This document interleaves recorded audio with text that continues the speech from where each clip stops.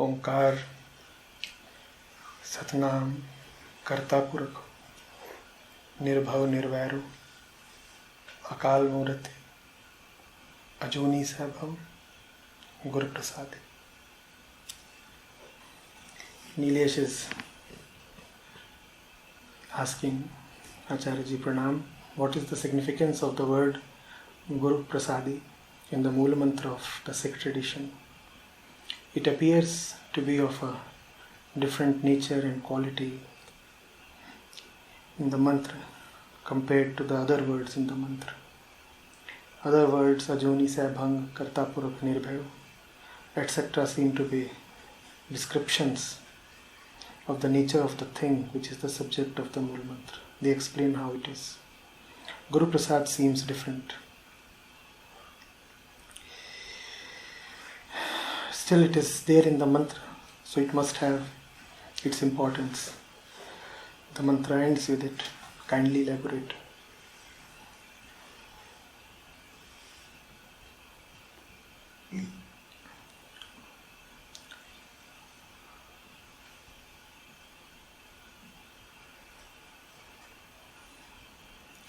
At the level of the Absolute,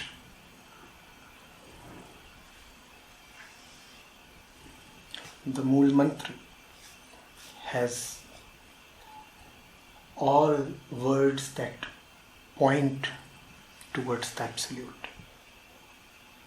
Ek Onkar, Satnam, Karta Purak, Nirbhay, Nirvair, Ajuni, Saibhang. Look at each of these words.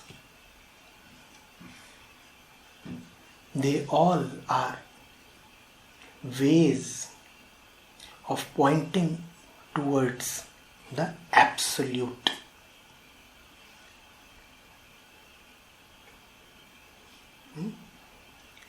The One. The one who can only be pointed at by Onkar or Om. The one who is not born out of anybody. The one with no beginning. The one who emanates, manifests from himself. The one who is the real actor, the real doer. All these are different names being attributed to the Absolute. But to whom are these names being told? These names are being told to the one who lives in a relative world. The one whose very identity is relative to the world. The one whose very being is hyphenated with something else. The one who knows nothing of the Absolute at all.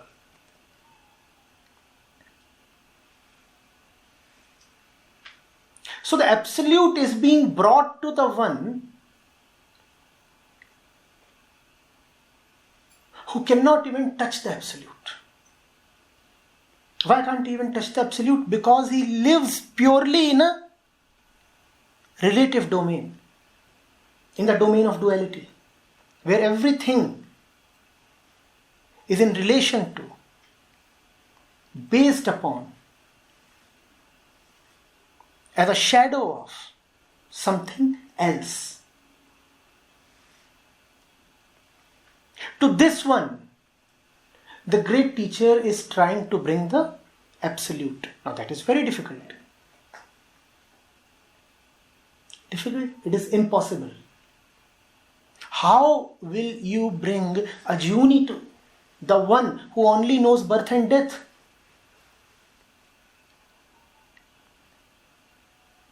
Ajuni means beyond time. same as Akal.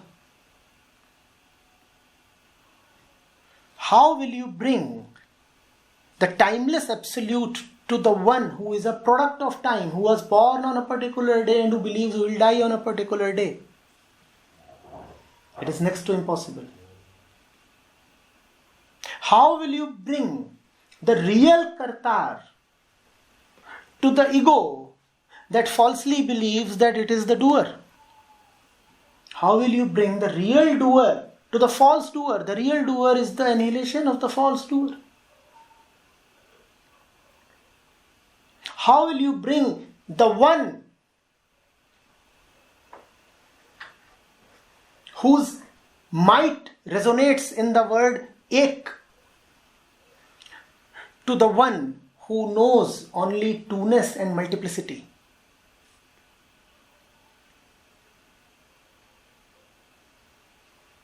Do you see how difficult it is?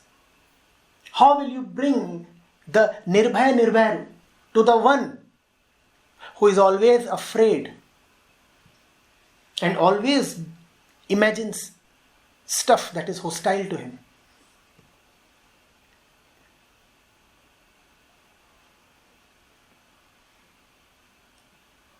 The last two words, or the last one word of the Mool Mantra solves this difficulty. And therefore, in spite of being the last two words, you could even say that those two words are the most important because they are the most useful. Otherwise, the absolute remains absolute. And the partial and the relative remains relative. And the two never meet.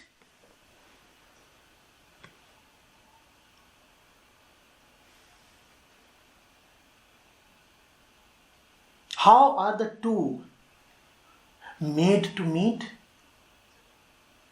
That is Guru Prasad. And therefore these two are the last words,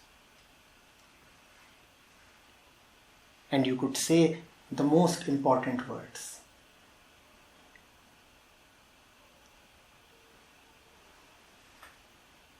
And that is why saints have surprisingly often put the Guru on a higher pedestal than even God. They say, let us be practical. They say, God is God, seated on his high throne. And we mere mortals would have remained where we are, wallowing in our lowly places. आसमां पे है खुदा और ज़मीन पे हम.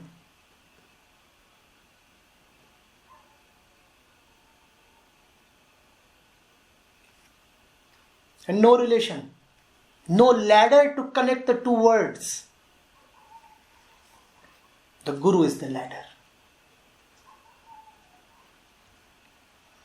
And therefore those who have really wanted to ascend to the heavens have actually valued the ladder even more than the heaven.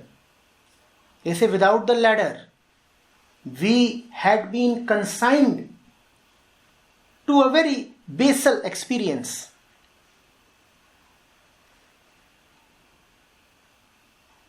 And who had consigned us to this lowly life? They say, if God is the real doer of everything, surely it was God who had sentenced us to Maya. Had the Guru not been there, then we would have remained perennial victims of Maya. Therefore we thank the Guru, and we will say that even God is just a gift of the Guru, Guru Prasad. So after describing God in all the possible ways, we are also told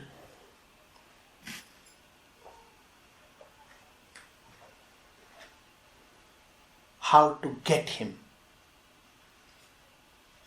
How to get him? There is just one way. What is that way? Guru Prasad.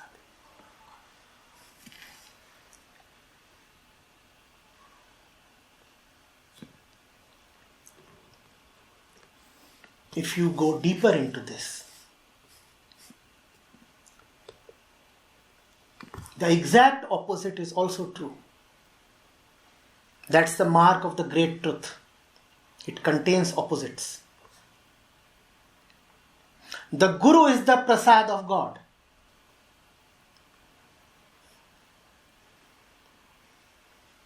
Because the Great One sits in your heart as your deep urge for liberation. Therefore, you bow down to the Guru. It's as if God has gifted you with the Guru so that you can attain God. It is as if somebody who loves you so much has sent you a guide to bring you to Him. So the Guru is the gift of God. And to the living being, God is the gift of Guru. Prasad does not exactly mean gift.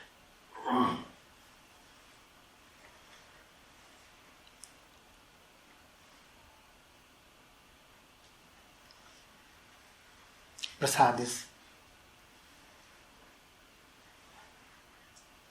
a holy thing.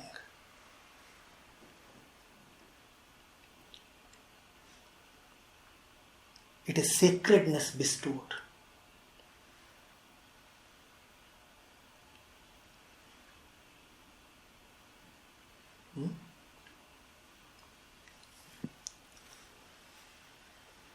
There are those who content themselves with just intellectually knowing the attributes of godliness. They are the ones who are more interested in winning debates and fooling themselves. And then there are those who actually, really, practically want liberation. Those who really and practically want liberation find out the means to be liberated. The Guru is the means. The Guru is therefore not for those whose yearning is superficial. Those who just want to know the name or the address and never want to reach. They can avoid and bypass the Guru. But those who are interested in actual attainment, for them are the words Guru Prasad. Nanak Sahib says, now that you know so much about God, the Absolute, you must also know how the Absolute is to be reached. Guru Prasad.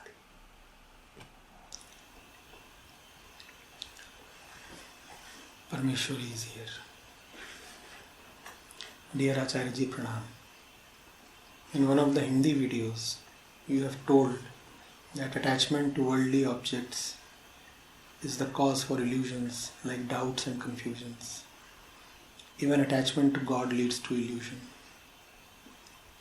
Also, you have told that given how you are, you don't know love but only attachment. So Acharya Ji, if I know only attachment, even with God, is there any possibility to come out of illusion with love and gratitude or attachment? Parmeshwari. What?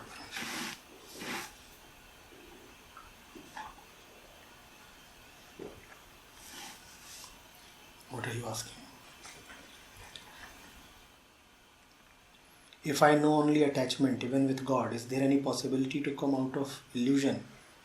Illusion does not ask this question.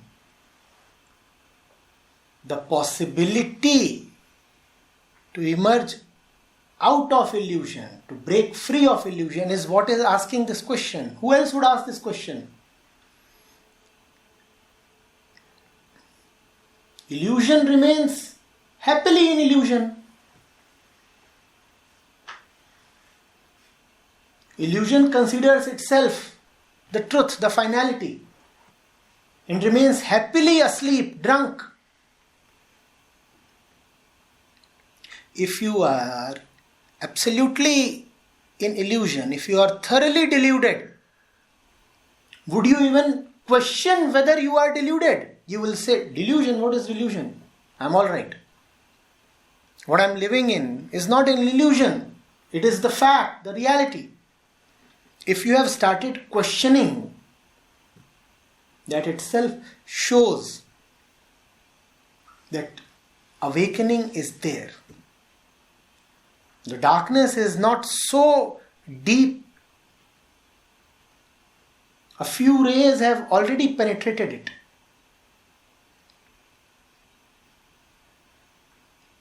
This is the only hope that anybody has, Parmeshwari.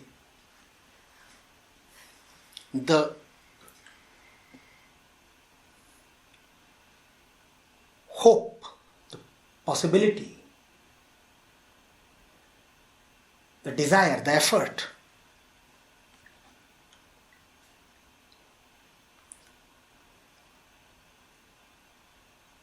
I want to break free.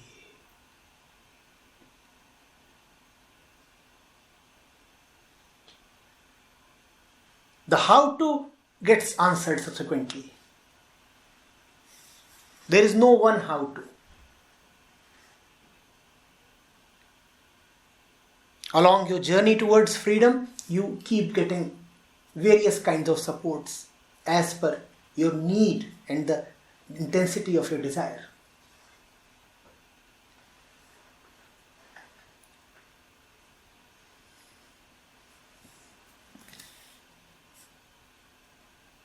If there is no possibility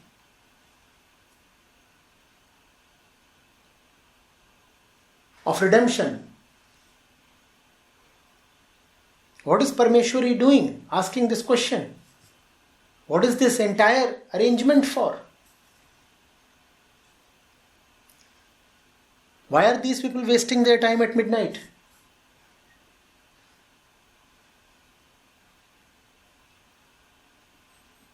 Why am I answering you?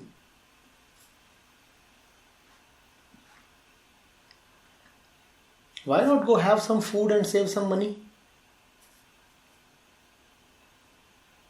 Fall happily asleep?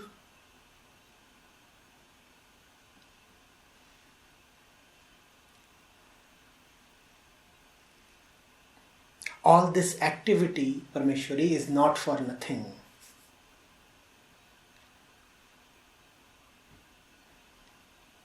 All this restlessness will not go waste.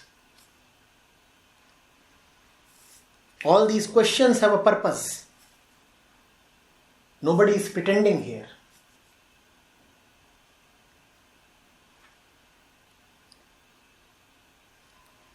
You had no need to send over this question to me. You had no need to remain participating in the program since a while now.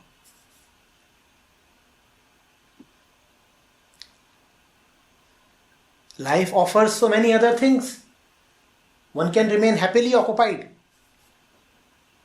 There is family, there is money, miscellaneous preoccupations. There is so much that the world wants to involve you in.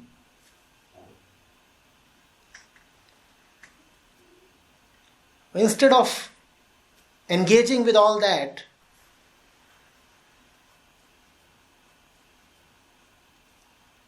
if you start watching Hindi videos,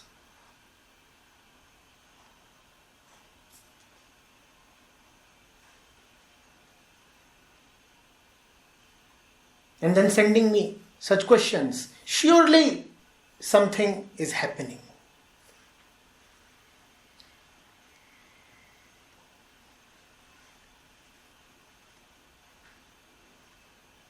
The student is reading stuff out of syllabus. Surely there is love. Parmeshwari from Tamil Nadu is watching Hindi videos.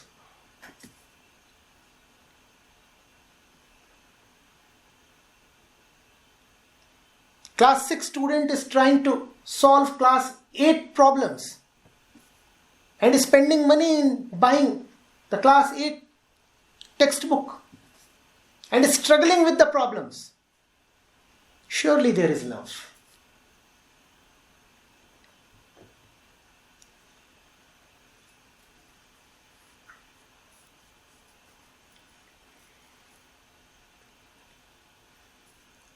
Salute yourself, Parmeshwari, and salute the spirit of all those who are seeking liberation. You have many of them as co-passengers, as co-worshippers.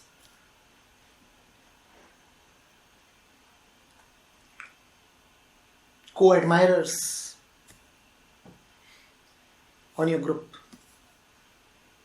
All of them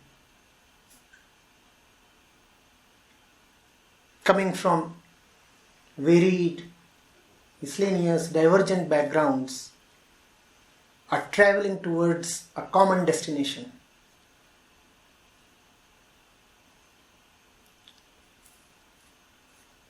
It's a real thing.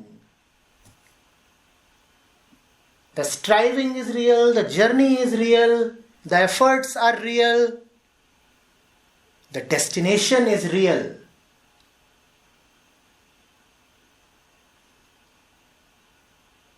All of you are fighting. All of you are trying to fight away your illusions. You must respect the fight. That would be real self-respect. See how much effort you have already put in. Be respectful towards yourself. More respectful.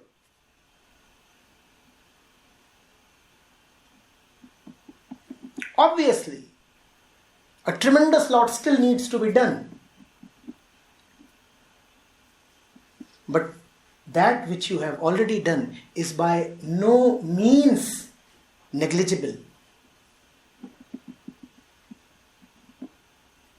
If you will say that there is no possibility of liberation, then you will disrespect all the effort that you have put in so far, and you will also discourage yourself from putting in more effort.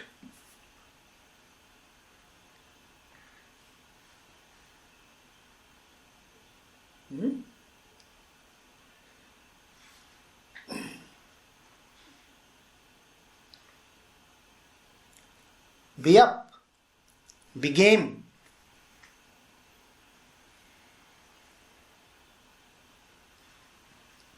We are in the thick of battle. No point asking, is the battle for real? If the battle is not for real, where are all these wounds coming from?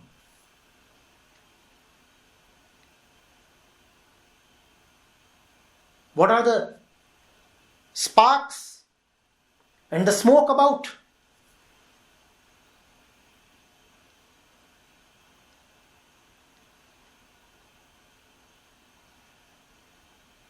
We all are shedding blood together.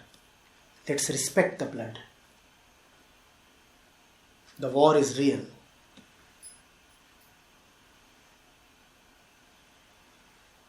Illusions would be defeated.